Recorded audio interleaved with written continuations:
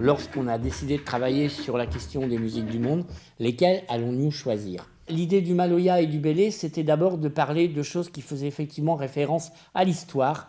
Les deux ont un lien fort avec l'histoire de l'humanité, véhiculent des questions de métissage, d'héritage, de mutation et de diversité culturelle.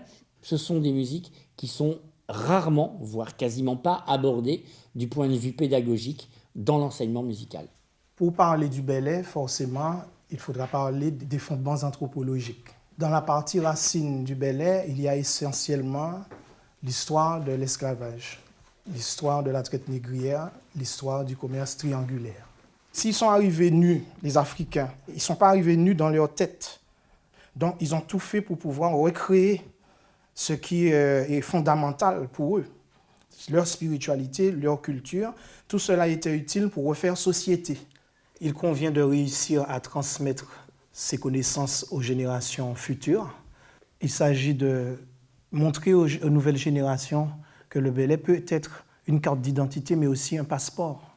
Et aujourd'hui, le Bélé doit sortir de ses mornes, de ses campagnes pour aller à la rencontre du monde, et puis pour se réinventer de manière perpétuelle.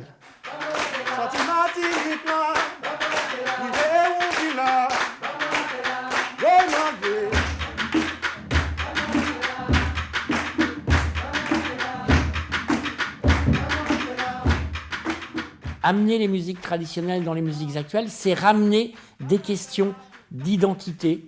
Et en fait, ces musiques traditionnelles, elles permettent effectivement d'apporter un héritage, de le re-questionner, en s'incarnant sous de nouvelles formes musicales, de poser la question, effectivement, de la diversité culturelle, pas seulement au sens identitaire ou géographique, mais véritablement au sens de l'humanité, cette humanité qui a besoin de se renouveler en permanence, qui a besoin de se réinventer pour s'inventer un devenir. Donc ça, c'est le rythme vraiment de base du Maloya.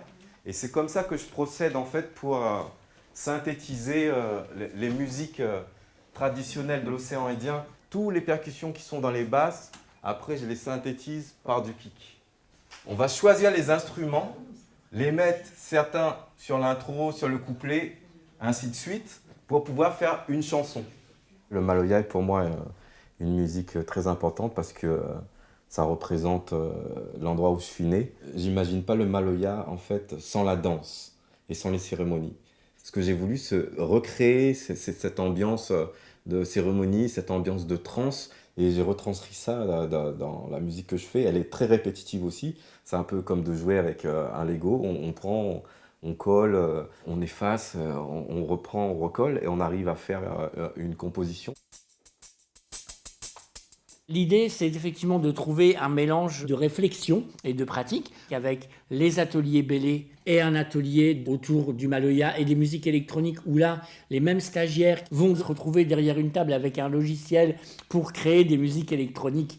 C'est aussi de montrer que ces musiques peuvent être abordées sous des angles très très différents. Et donc, c'est cette combinaison à la fois d'apports théoriques, d'expériences pratiques différentes et de réflexions communes sur ces questions de métissage, sur ces questions de diversité et surtout, puisque c'est l'essentiel de ce stage, comment demain, dans les écoles, à travers ce préac, va pouvoir se décliner ce travail sur les musiques du monde et sur la diversité culturelle. C'est tout l'enjeu de ce stage.